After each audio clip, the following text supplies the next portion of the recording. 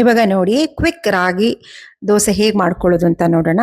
ಇದು ನಾನು ಗೋಧಿ ಹಿಟ್ಟನ್ನ ತಗೊಂಡಿದ್ದೀನಿ. 1 ಬೌಲಷ್ಟು ರಾಗಿ ಹಿಟ್ಟನ್ನ ತಗೊಂಡಿದ್ದೀನಿ. ಇವಾಗ ನಾವು ಅದನ್ನ ಮಿಕ್ಸ್ ಮಾಡೋದಕ್ಕಿಂತ ಮುಂಚೆ ಒಂದು ಈರುಳ್ಳಿ ಕಟ್ ಮಾಡಿ ರುಬ್ಕೊಳ್ತಾ ಇದ್ದೀನಿ. ಇದನ್ನೇ ಕಟ್ ಮಾಡ್ತಾ ಇದ್ದೀನಲ್ವಾ, ಇದನ್ನ ನಾನು ನೀಟಾಗಿ ನೈಸ್ ಮಾಡಿಕೊಂಡು ನೈಸ್ ಪೇಸ್ಟ್ ಅನ್ನ ಮಾಡ್ಕೋಬೇಕಾಗತ್ತೆ. ಇಲ್ಲ ನಮಗೆ ಬಾಯಿಗೆ ಸಿಕ್ಕಿದ್ರು ಖುಷಿ ಆಗತ್ತೆ ಅನ್ನೋರು ಬೇಕಾದ್ರೆ ಹಿಂಗ್ ಮಾಡ್ಕೋಬಹುದು. ನೋಡಿ ನಾನು ಇದನ್ನ ನೈಸ್ ಪೇಸ್ಟ್ ಮಾಡ್ಕೊಂಡಿದ್ದೀನಿ. ಇವಾಗ ಇದ್ರೊಳಗಡೆಗೆ ರಾಗಿ ಹಿಟ್ಟು ಜೊತೆಗೆ ಮಿಕ್ಸ್ ಮಾಡ್ಕೊಳ್ತಾ ಇದ್ದೀನಿ. ಅದರಲ್ಲಿ ಗೋಧಿ ಮತ್ತೆ ರಾಗಿ ಹಿಟ್ಟು ಎರಡು ಇದೆಯಲ್ವಾ, ಅದನ್ನ ಇವಾಗ ಸ್ವಲ್ಪ ನೀರು ಹಾಕ್ತಾ ಇದ್ದೀನಿ ಅದಕ್ಕೆ. ಇವಾಗ ಒಂದು ಫೋರ್ಕ್ ಅಂತ ಬರುತ್ತಲ್ಲ ಅದು, ಅಥವಾ ಕೈಯಿಂದನೂ ನೀವು ಕಲಿಸ್ಕೋಬಹುದು. ನಾನು ಯಾವಾಗ್ಲೂ ಸ್ವಲ್ಪ ಪ್ರಮಾಣದ ಮಾಡೋದ್ರಿಂದ ಫೋರ್ಕಲ್ಲಿ ಮಾಡ್ತೀನಿ. ನೋಡಿ ಇವಾಗ ನಾನು ಉಪ್ಪು ಹಾಕೊಳ್ತಾ ಇದ್ದೀನಿ. ನೋಡಿ ಈ ಥರ ಒಂದು ಫೋರ್ಕ್ ತಗೊಂಡು ಸ್ವಲ್ಪ ಸ್ವಲ್ಪ ನೀರು ಹಾಕೊಂಡು ಕಲಿಸ್ಕೊಂಡ್ರೆ ಗಂಟುಗಳಾಗಲ್ಲ. ಗಂಟುಗಳಾದ್ರೆ ಅದು ನಿಮ್ಗೆ ಗೊತ್ತಿದೆ, ದೋಸೆ ಹುಯ್ಬೇಕಾದ್ರೆ ಅಲ್ಲಿ ಇಷ್ಟಿಷ್ಟು ದಪ್ಪ ಗಂಟುಗಳ ತರ ಹೋಗ್ಬಿಡುತ್ತೆ. ನೋಡಿ ಈ ತರ ನೈಸಾಗಿ ಇವಾಗ ರುಬ್ಕೊಂಡಿರೋ ಈರುಳ್ಳಿನ ನಾವು ಅದ್ರೊಳಗಡೆ ಹಾಕಿದೀವಲ್ವಾ, ನೀರ್ ಹಾಕೊಂಡು ಹೀಗೆ ಆ ಕಡೆ ಈ ಕಡೆ ಈ ಕಡೆ ಆ ಕಡೆ ತಿರುಗಿಸ್ತಾ ಇದ್ರೆ ಅದು ಆರಾಮ್ಸೆ ಒಂದು ದೋಸೆ ಕನ್ಸಿಸ್ಟೆನ್ಸಿ ಏನಾಗಬೇಕು ಆ ಲೆವೆಲ್ಗೆ ಬರುತ್ತೆ.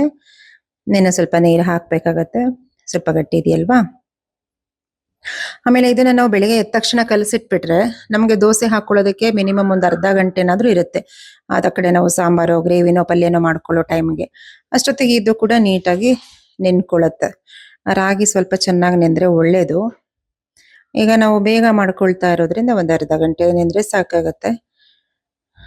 ಈ ತರ ನೀಟಾಗಿ ನಾವು ಮಿಕ್ಸ್ ಮಾಡ್ಕೊಬಿಟ್ರೆ ಅದು ನೀಟಾಗಿ ದೋಸೆ ಕನ್ಸಿಸ್ಟೆನ್ಸಿ ಬಂದಿದೆಯಲ್ವಾ. ಇವಾಗ ಈರುಳ್ಳಿ ನಾನು ಉದ್ದೇಶ ಈರುಳ್ಳಿ ಹಾಕೋದು ಕಾರಣನೇ ಅದು ಬ್ಲಡ್ ನ ಶುದ್ಧೀಕರಿಸುತ್ತೆ ಅನ್ನೋ ರೀಸನ್ ಇಂದಾಗಿ. ಈಗ ನೋಡಿ ಈ ತರ ಗಂಟುಗಳೇನಾದ್ರೂ ಇದೆಯಾ ಅಂತ ನೋಡ್ತಾ ಇದ್ದೀನಿ. ಅದು ಗಂಟಲ್ಲ, ಈರುಳ್ಳಿದು ಸ್ವಲ್ಪ ಆ ಕಡೆ ಈ ಕಡೆ ದಪ್ಪ ದಪ್ಪ ಚೂರು ಚೂರು ಚೂರು ಇರುತ್ತಲ್ವಾ, ಅದು ಹಂಗ್ ಬಂದಿರೋದು. ನಾನು ಅದನ್ನ ತೆಗೆದ್ಬಿಟ್ಟು ನೋಡ್ದೆ ಹೊಡೆದ್ಬಿಟ್ಟು, ಅದು ಈರುಳ್ಳಿದಾಗಿತ್ತು. ನೋಡಿ ಈ ತರ ನೀಟಾಗಿ ಎಲ್ಲಾದ್ರೂ ಗಂಟುಗಳಿದೆಯಾ ಅಂತ ಹೇಳಿ ಈ ತರ ನೀಟಾಗಿ ಮಾಡ್ಕೋಬೇಕಾಗತ್ತೆ. ಇವಾಗ ನಾನು ಇದಕ್ಕೆ ಜೊತೆಯಾಗಿ ಏನ್ ಮಾಡ್ತಾ ಇದ್ದೀನಿ ಅಂತ ಹೇಳಿದ್ರೆ, ಹಸಿಕಾಳು ಬೀನ್ಸು ಮತ್ತೆ ಕರಿಬೇವಿನ ಗ್ರೇವಿ ಮಾಡ್ತಾ ಇದ್ದೀನಿ. ಇದಕ್ಕೆ ಬೇಕಾಗೋದು ಜೀರಿಗೆ, ಇದು ಹೊಟ್ಟೆಲಿರೋ ಗ್ಯಾಸ್ಟ್ರಿಕ್ನ ತೆಗೆದು ಹಾಕತ್ತೆ. ಈರುಳ್ಳಿ ಹಾಕ್ತಾ ಇದ್ದೀನಿ, ಒಂದು ಮೀಡಿಯಂ ಸೈಜ್ ಈರುಳ್ಳಿ ಇದು. ಈಗ ಶುಂಠಿ ಹಾಕ್ತಾ ಇದ್ದೀನಿ, ಅದಕ್ಕೆ ಬೆಳ್ಳುಳ್ಳಿನ ಹಾಕೊಳ್ತಾ ಇದ್ದೀನಿ.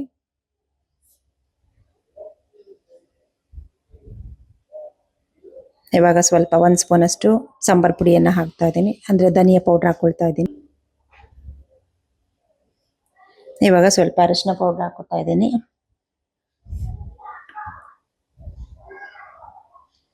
ಅದ್ರ ಜೊತೆಗೆ ನಮಗೆ ಖಾರಕ್ಕೆ ಬೇಕಾಗಷ್ಟು ಖಾರ ಪುಡಿಯನ್ನ ಕೂಡ ಆ್ಯಡ್ ಮಾಡ್ಕೊಳ್ತಾ ಇದ್ದೀನಿ. 1 ಸ್ಪೂನ್ ಅಥವಾ ಖಾರ ಬೇಕು ಅಂದ್ರೆ 2 ಸ್ಪೂನು. ಸ್ವಲ್ಪ ಹಸಿ ಕಾಳಿರೋದ್ರಿಂದ ಒಂಚೂರು ಖಾರ ಜಾಸ್ತಿ ಹಾಕೊಂಡ್ರೆ ರುಚಿ ಚೆನ್ನಾಗಾಗುತ್ತೆ. ಇದನ್ನ ನಾವು ಈ ಗ್ರೇವಿಯಲ್ಲಿ ಮುದ್ದೆ ತಿನ್ಬೋದು, ಅನ್ನ ತಿನ್ಬೋದು, ಚಪಾತಿ ದೋಸೆ ಏನ್ ಬೇಕಾದ್ರೂ ತಿನ್ಬೋದು. ಸ್ವಲ್ಪ ಕಾಯಿ ಹಾಕೊಳ್ತಾ ಇದ್ದೀನಿ. ಒಂದ್ 2-3 ಸೆಕೆಂಡ್ ತಗೊಳುತ್ತೆ ಬಿಸಿ ಆಗೋದಕ್ಕೆ. ಹಾಗೆ ಹಾಕ್ಬಿಟ್ರೆ ಏನಾಗ್ಬಿಡುತ್ತೆ ಅದರಲ್ಲಿ. ಇವಾಗ ಎಣ್ಣೆ ಹಾಕೊಂಡಿದ್ದೀನಿ. ಇವಾಗ ಸಾಸಿವೆನೂ ಹಾಕ್ತಾ ಇದ್ದೀನಿ, 1/4 ಚಮಚದಷ್ಟು. ಎಣ್ಣೆ ನೋಡ್ತಾ ಇದ್ದೀರಾ ನೀವು, ಸ್ವಲ್ಪನೇ ಹಾಕಿದ್ದೀನಿ, 1.5 ಸ್ಪೂನ್ ಎಣ್ಣೆ ಹಾಕಿದ್ದೀನಿ ನಾನು.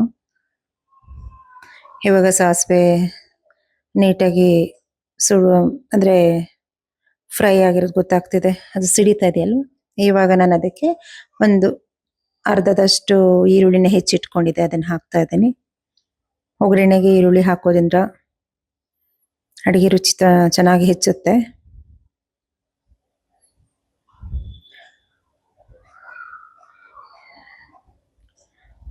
ನೋಡಿ ಇವಾಗ ಈರುಳ್ಳಿ ಕಂದು ಬಣ್ಣಕ್ಕೆ ಫ್ರೈ ಆಗಿ ಬರ್ತಾ ಇದೆ. ಇವಾಗ ನಾವು 1 ಬೌಲ್ ಅಷ್ಟು ಕರಿಬೇವು ತಗೊಂಡಿದ್ದೀನಿ. ಇದು ಶುಗರ್ ಕಂಟ್ರೋಲ್ಗೋಸ್ಕರನೇ ಮಾಡ್ತಾ ಇರೋದಲ್ವಾ. ಶುಗರ್ ಕಂಟ್ರೋಲ್ಗೆ ಇರಬಹುದು, ಕಣ್ಣಿಗೆ ಒಳ್ಳೇದಾಗುತ್ತೆ, ಕೂದಲಿಗಂತೂ ಬಹಳ ಒಳ್ಳೇದು. ನಾವು ಎಣ್ಣೆ ಕಾಯಿಸಿ ತಲೆಗೆ ಹಾಕೊಳ್ಳೋದಕ್ಕಿಂತ ನಾವು ತಿನ್ನೋ ಊಟದಲ್ಲಿ ಸೇರಿಸ್ಕೊಂಡ್ರೆ ಅದು ದೇಹದ ಎಲ್ಲ ಅಂದ್ರೆ ಎಲ್ಲಾ ಅಂಗಗಳಿಗೂ ಅದು ಏನ್ ಕೆಲಸ ಕೊಡ್ಬೇಕು ಅದನ್ನ ಸಪೋರ್ಟ್ ಮಾಡುತ್ತೆ. ಅದೇನ್ ಕೆಲಸ ಮಾಡೋದಕ್ಕೆ ಏನ್ ಸಪೋರ್ಟ್ ಬೇಕಾಗಿರುತ್ತೆ ಅದನ್ನ ಕೊಡ್ತಾ ಹೋಗುತ್ತೆ. ನೋಡಿ 1 ಬೌಲ್ ಅಷ್ಟು ನಾನು ಕರಿಬೇವನ್ನ ಹಾಕೊಂಡಿದ್ದೀನಿ. ಇದು ಸ್ವಲ್ಪ ಚೆನ್ನಾಗಿ ಫ್ರೈ ಆಗ್ಲಿ ಎಣ್ಣೆಲಿ. ಇದು ಪಟಪಟ ಅಂತ ಹೇಳಿ ಫ್ರೈ ಆದ್ರೆ ಒಂಥರ ಅದ್ರ ರುಚಿ ನಿಮ್ಗೆ ಅದು ಹಾಕ್ತಾ ಇರ್ಬೇಕಾದ್ರೆ ಸ್ಮೆಲ್ ಗೊತ್ತಾಗತ್ತೆ ಇವಾಗ ಫ್ರೈ ಆಗಿದೆ ಅಂತ ಹೇಳಿ. ಆ ಟೈಮಲ್ಲಿ ನಾವು ನೋಡ್ಕೋಬೇಕು. ಸುಮ್ನೆ ಇವಾಗ ನಾನು ಎಣ್ಣೆ ಸ್ವಲ್ಪ ಹಾಕಿದ್ದೀನಿ, ನಾನು ಕರಿಬೇವು ಜಾಸ್ತಿ ಹಾಕ್ಬಿಟ್ಟಿದ್ದೀನಿ, ಏನಾಗಲ್ಲ ಅಂತ ಹೇಳಿ ಹಾಕಕ್ಕೂ ಆಗಲ್ಲ ಅದ್ರ ಜೊತೆಗೆ.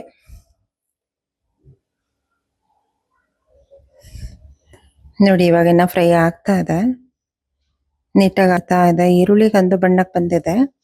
ಕರಿಬೇವು ಸ್ವಲ್ಪ ನೀಟಾಗಿ ಫ್ರೈ ಆಗಬೇಕು. ತುಂಬಾ ಕರಿಬೇವು ಹಾಕಿರೋದ್ರಿಂದ ಅದು. ಈಗ ನಾನು ಅದಕ್ಕೆ ಬೀನ್ಸು ಹಾಕೊಂಡಿದ್ದೀನಿ, ಹಸಿ ಕಾಳು ಹಾಕೊಂಡಿದ್ದೀನಿ. ಸ್ವಲ್ಪ ಜಾಸ್ತಿನೇ ಬೀನ್ಸ್ ಹಾಕೊಂಡಿದ್ದೀನಿ, ಹಸಿ ಕಾಳನ್ನು ಹಾಕೊಂಡಿದ್ದೀನಿ, ಕರಿಬೇವುನು ಜಾಸ್ತಿನೇ ಹಾಕೊಂಡಿದ್ದೀನಿ. ರುಚಿಗೆ ತಕ್ಕಷ್ಟು ಉಪ್ಪು ಹಾಕಿದ್ದೀನಿ. ಇವಾಗ ನೋಡಿ ಈ ತರ ನೀಟಾಗಿ ಫ್ರೈ ಆಗಬೇಕು. ಈ ತರ ಫ್ರೈ ಆಗೋದ್ರಿಂದ ಆ ಬೀನ್ಸ್ ಸ್ಮೆಲ್ಲು, ಕಾಳು ಸ್ಮೆಲ್ಲು ಯಾವುದು ಇರೋದಿಲ್ಲ. ನೋಡಿ ಈಗ ಆಲ್ರೆಡಿ ಫ್ರೈ ಆಗ್ತಾನೆ ಅದು ಒಂದು 30% ಅಷ್ಟು ತರಕಾರಿ ಬೇಯ್ತಾ ಇದೆ, ಬೇಯಕ್ಕೆ ಸ್ಟಾರ್ಟ್ ಆಗ್ಬಿಡುತ್ತೆ. ಇವಾಗ ನಾನು ರುಬ್ಬಿಟ್ಕೊಂಡಿರೋ ಖಾರ ಮಸಾಲೆನ ಸ್ವಲ್ಪ ಹಾಕೊಳ್ತೀನಿ ಅದ್ರ ಜೊತೆಗೇನೆ. ಆ್ಯಂಡ್ ಇನ್ನು ಮಿಕ್ಕಿದನ್ನು ಕೂಡ ಹಾಗೆ ಹಾಕೊಳ್ತಾ ಇದ್ದೀನಿ. ಮಸಾಲೆ ಒಗ್ಗರಣೆಯಲ್ಲಿ ಸ್ವಲ್ಪ ಫ್ರೈ ಆದರೆ ಅದರ ರುಚಿ ಇನ್ನು ಬಹಳ, ಎಲ್ಲ ಮಸಾಲೆ ಇದು ಬೇಯಿಸ್ಕೊಂಡು ರುಬ್ಬಿ ಮಾಡ್ತೀವಲ್ಲ ಆ ಥರ ಬರುತ್ತೆ. ಇವಾಗ ನೋಡಿ ನಾನೇನು ಮಸಾಲ ಹಾಕಿದೆ ಅದು ಇದ್ರ ಜೊತೆಗೆ ಚೆನ್ನಾಗಿ ಮಿಕ್ಸ್ ಆಗಬೇಕು, ವೆಜಿಟೇಬಲ್ ಜೊತೆಗೆ, ಆ ಹಸಿ ಕಾಳು, ಬೀನ್ಸು ಅದ್ರ ಜೊತೆಗೆ, ಕರಿಬೇವು ಜೊತೆಗೆ ನೀಟಾಗಿ ಮಿಕ್ಸ್ ಆಗ್ತಾ ಇದೆ. 2 ನಿಮಿಷ ಫ್ರೈ ಆಗಲಿ ಅಂತ ಹೇಳಿ.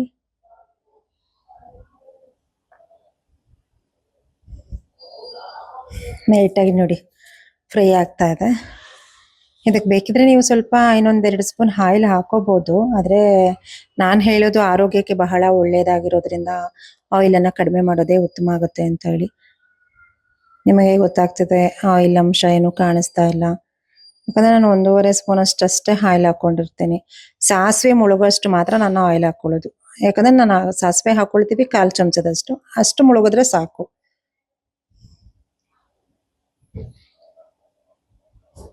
ಯಾಕೆ ನೋಡ್ತಾ ಇದ್ದೀನಿ ಫ್ರೈ ಆಗಿದೆಯಲ್ವಾ ಅಂತ ಹೇಳಿ.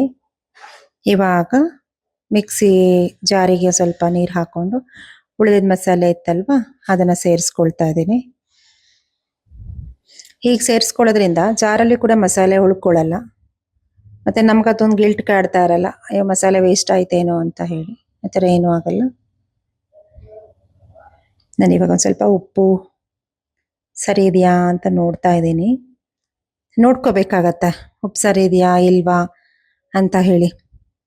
ಸ್ವಲ್ಪ ಸಾಲ್ಟೇಜ್ ಇದ್ದಂಗಿತ್ತು, ಅದಕ್ಕೆ ಕಲ್ಲುಪ್ಪನ್ನು ಹಾಕ್ಕೊಂಡಿದ್ದೀನಿ. ಇವಾಗ ಅರ್ಧ ನಿಂಬೆ ಹಣ್ಣಿನ ಹೋಳು ತಗೊಂಡು ಒಂದು ಬೌಲಿಗೆ ಅದನ್ನ ಹಿಂಡ್ಕೊಂಡಿದ್ದೀನಿ. ಇವಾಗ ಸಾಂಬಾರಿಗೆ ಸೇರಿಸ್ತಾ ಇದ್ದೀನಿ. ಕೊತ್ತಂಬರಿ ಸೊಪ್ಪನ್ನ ಆ್ಯಡ್ ಮಾಡ್ತಾ ಇದ್ದೀನಿ. ಇದು ವೆಜಿಟೇಬಲ್ಲು ಏನಂತ ಹೇಳಿದ್ರೆ, ನಾವು ಕುಕ್ಕರಲ್ಲಿ ಹಾಗೆ ಇಟ್ಟರೆ ತುಂಬ ಟೈಮ್ ತಗೊಳುತ್ತೆ ಬೇಯೋದಕ್ಕೆ. ಅದೇ ನಾವು ವಿಷಲನ್ನ ಹಾಕ್ಬಿಟ್ರೆ, ಅಂದರೆ ಲಿಡ್ ಕ್ಲೋಸ್ ಮಾಡಿಬಿಟ್ರೆ ಬೇಗ ಬೇಯುತ್ತೆ.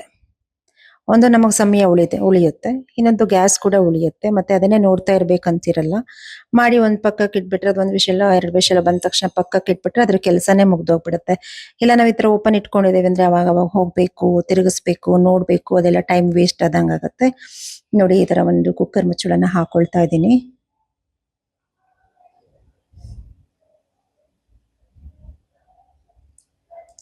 ವಿಷಲ್ ಕೂಡ ಬಂತದು, 1 ವಿಷಲ್ ಆಗಿದೆ. ಅಗ್ಲ ಕುಕ್ಕರ್ ಇದ್ರೆ, ಅಂದ್ರೆ ತಳ ಅಗಲವಾಗಿರುತ್ತಲ್ಲ ಅಂತ ಕುಕ್ಕರ್ ತಗೊಂಡಾಗ ನೀವು 2 ವಿಷಲ್ ಹಾಕ್ಸ್ಕೊಳ್ಳಿ. ಯಾಕಂದ್ರೆ ಅದು ಬೇಗ ತಣ್ಣಗಾಗೋದ್ರಿಂದ ಇನ್ನ ಬೇಯಬೇಕಿತ್ತು ಅನ್ನೋದು ಅನ್ಸುತ್ತೆ. ಉದ್ದ ಇದು ಇದೆ ಅಂತ ಹೇಳಿದ್ರೆ ಅದ್ರ ಪ್ರೆಷರ್ ಸ್ವಲ್ಪ ನಿಧಾನಕ್ಕೆ ಬರೋದಲ್ವಾ, ಹಾಗಾಗಿ ಅದು 1 ವಿಷಲೇ ಓಕೆ ಆಗುತ್ತೆ. ಬಟ್ ಈ ಕುಕ್ಕರಲ್ಲಿ ನಾನು 2 ವಿಷಲ್ ಹಾಕ್ಸ್ಕೊಂಡಿದ್ದೀನಿ. ಬೇಗ ಒಂದು 10 ನಿಮಿಷದಲ್ಲಿ ಆರಾಮಾಗಿ ಅಡಿಗೆಗಳನ್ನ ಮಾಡ್ಕೊಬಿಡ್ಬೋದು. ಆ ಕಡೆ ಅಡಿಗೆ ಆಗೋಷ್ಟರಲ್ಲಿ ನಮ್ಗೆ ಇದಕ್ಕೆ ಬೇರೆ ಏನಾದರೂ ಆ್ಯಡ್ ಮಾಡ್ಕೋಬೇಕು, ಫ್ರೂಟ್ಸ್, ವೆಜಿಟೇಬಲ್ ಅಂತ ಹೇಳಿದ್ರೆ ಅದನ್ನು ಕೂಡ ನಾವು ರೆಡಿ ಮಾಡಿ ಇಟ್ಕೊಬಿಡ್ಬೋದು. ಅಡಿಗೆ ಮಾಡೋದಂತ ಹೇಳಿದ್ರೆ ಟೆಕ್ನಿಕ್ಕೇ ಅದು. ನಾವು ಇರೋ ಸಮಯನ ಹೆಚ್ಚು ಹೇಗೆ ಕಡಿಮೆ ಸಮಯದಲ್ಲಿ ಹೆಚ್ಚು ಪದಾರ್ಥಗಳನ್ನ ಮಾಡ್ಕೊಳ್ತೀವಿ, ಹೆಲ್ದಿಯಾಗಿ ಬ್ಯಾಲೆನ್ಸ್ಡ್ ಫುಡ್ಡನ್ನ ಹೇಗೆ ತಗೊಳ್ತೀವಿ, ಅಥವಾ ಡಯಟ್ ಫುಡ್ ಅಂದ್ರೆ ಇದೇನೆ. ನಾವು ಉಪವಾಸ ಇರೋದು ಡಯಟ್ ಅಂತ ಅಲ್ಲ, ಬ್ಯಾಲೆನ್ಸ್ ಮಾಡಬೇಕು. ನಾವೇನ್ ತಿಂತಾ ಇದೀವ ಫುಡ್ ಅನ್ನ, ಫ್ರೂಟ್ಸ್ ತಗೊಳ್ತಿದೀವ, ವೆಜಿಟೇಬಲ್ಸ್ ತಗೊಳ್ತಿದೀವ, ಪ್ರೋಟೀನ್ ಕಾಳುಗಳು ತಗೊಳ್ತಿದೀವ, ಅಂಡ್ ನಮಗೆ ಬೇಕಾದ ಕಾರ್ಬೋಹೈಡ್ರೇಟ್ಸ್ ತಗೊಳ್ತಿದೀವ.